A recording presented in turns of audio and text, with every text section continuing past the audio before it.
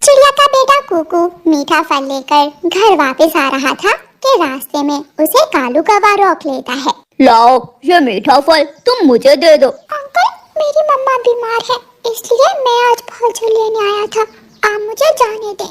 चल चल, अगर ज्यादा बात की तो जान से मार दूंगा।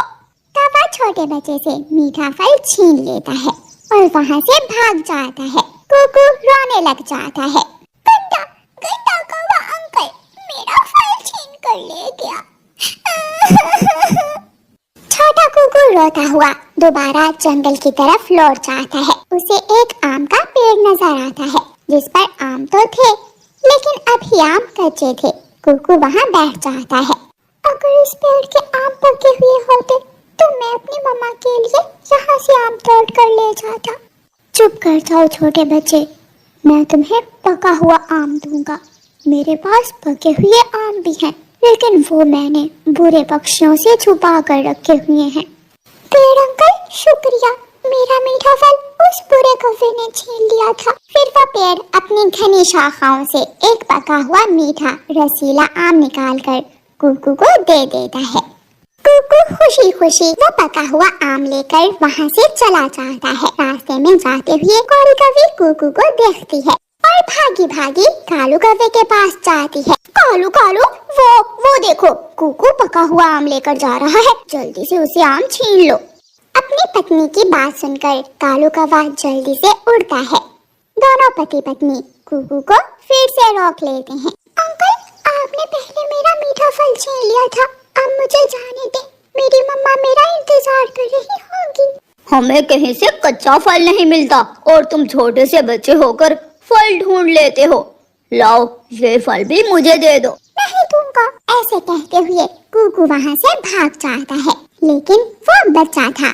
एक तरफ से कौवी और दूसरी तरफ से कौवा कुकू को घेर लेते हैं। कौवा कुकू से आम छीन लेता है और अपनी तेज चोंच से उसका पंख भी घायल कर देता है। मैं बताऊंगा, मैं मम्मा को बताऊंगा, गंदा कौवा, गंदा कौवा। अगर बताएगा तो तेरी माँ भी पीटेगी हमसे। कौवे कुकू से फल छीन लेते हैं और कुकू रोता हुआ फिर से घने जंगल की तरफ चला जाता है। कालू कौवा और गोरी कौवी आधा आधा आम खा लेते हैं। कालू जी, हम उस कुकू के बच्चे के पीछे जाकर देखते हैं कि वो आम कहाँ से लाया था, और फिर हम उस पेड़ के सारे आम तोड़ लेंगे। ये आइडिया अच्छा है। कौवी और कौवा कुकू के पीछे पीछे उड़ते हैं। अंकल, अंकल पेड़, उन कौवों ने मुझे मारा है, मेरा आम भी छीन लिया और मुझे घायल भी कर दिया है। चुप कर जाओ बेटा, मैं आपको और आम दे देता हूँ। फिर वो पेड़ इधर उधर देखता है और अपनी घनी शाख से एक मीठा पका हुआ आम निकालकर कुकू को दे देता है। तो इस चालाक पेड़ ने पके हुए आम अपनी घनी शाख में छुपा रखे हैं। जल्दी से कौवा और कौवी पेड़ों के पीछे से निकलते हैं और उस आम के पेड़ के पास चले जाते हैं। गंदा कौवा अंकल, आप यहाँ भी आ गए? चिंता ना करो, इस बार हम तुमसे नहीं बल्कि तुम्हारे इस दोस्त आम के पेड़ से आम छीनने आए हैं। बड़ा चालाक पेड़ है तू, मीठे मीठे आम अपनी घनी शाख में छुपा कर रखता है और कच्चे आम देखने के लिए रखे हुए हैं। बुरे कौवो, चले जाओ यहाँ से, वरना मैं छोड़ूंगा नहीं तुम दोनों को। जो करना है कर लो। ऐसे कहते हुए कौवा पेड़ की घनी शाख में चला जाता है। पेड़ अंकल, इस कौवे को सजा दे। जैसे ही कौवा पेड़ की घनी शाख में जाता है तो आम का पेड़ अपनी एक शाख से कौवे को पकड़ लेता है और उसे मारने लगता है। बचाओ बचाओ, गौरी मुझे बचाओ। कुकू ये देखकर हंसने लगता है। अब पता चला गंदे कौवे अंकल, अब गंदा कौवा अंकल किसी को तंग नहीं करेगा। कुकू जल्दी से वहाँ से भाग जाता है। पेड़ जी, हमें माफ कर दो, मेरे पति जी को छोड़ दो, हम दूर चले जाएंगे, दोबारा आपके पास भूल कर भी नहीं आएंगे। तुम जैसे बुरे पक्षियों को मैं नहीं छोड़ता, तुम जंगल में दूसरों को तंग करते हो, तुम बुरे हो। गौरी मुझे बचा लो, मेरा दम घुट रहा है। गौरी कभी रोती हुई जंगल भागती है। कुकू घर जाकर वो मीठा आम अपनी मम्मा को देता है और अपनी मम्मा को सारी बात बताता है। मम्मा मम्मा पता है जब वो गंदे कौवे मेरे पीछे थे तो मेरे दोस्त पेड़ अंकल ने काले कौवे को पकड़कर बहुत मारा। बेटा ऐसे बुरे पक्षियों को बुरे कामों की सजा जरूर मिलती है। गौरी कभी रोती हुई तोते के पास जाती है। तोते तोते मेरे पति जी को बचा लो, मेरा पति मर जाएगा। कहाँ से बचा लो? मेरे पति जी को आम के पेड़ ने पकड़ लिया है। ना ना, वो आम का पेड़ बहुत गुस्से वाला है, वो बुरे पक्षियों को कभी नहीं छोड़ता। गौरी कभी को कुछ समझ नहीं आ रही थी कि वो क्या करे।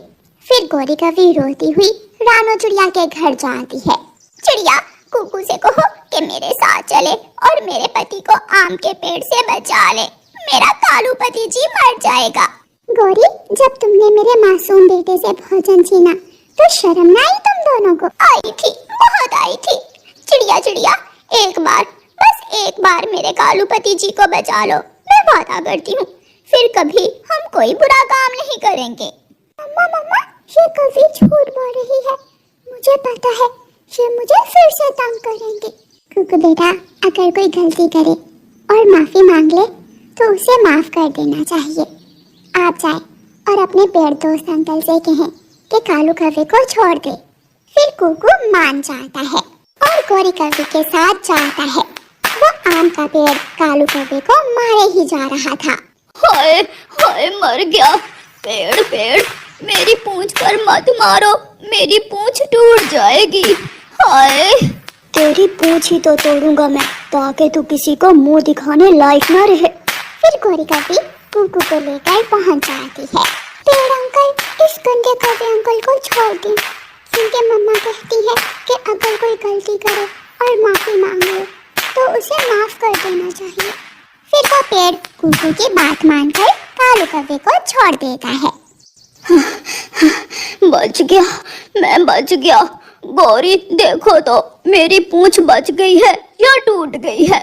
अंकल गंदे कौवे अगर दोबारा मुझे तंग किया तो मैं अपने दोस्त से कहूँगा कि आपकी रानो चिड़िया ने जिस पेड़ पर अपना घर बनाया था उस पेड़ पर मीठे फल लगे हुए थे। चिड़िया बहुत खुश थी। चिड़िया के साथ वाले पेड़ पर एक कौवे और कौवी का घर था, मगर उस पेड़ पर पत्ते ही पत्ते थे, कोई फल ना था।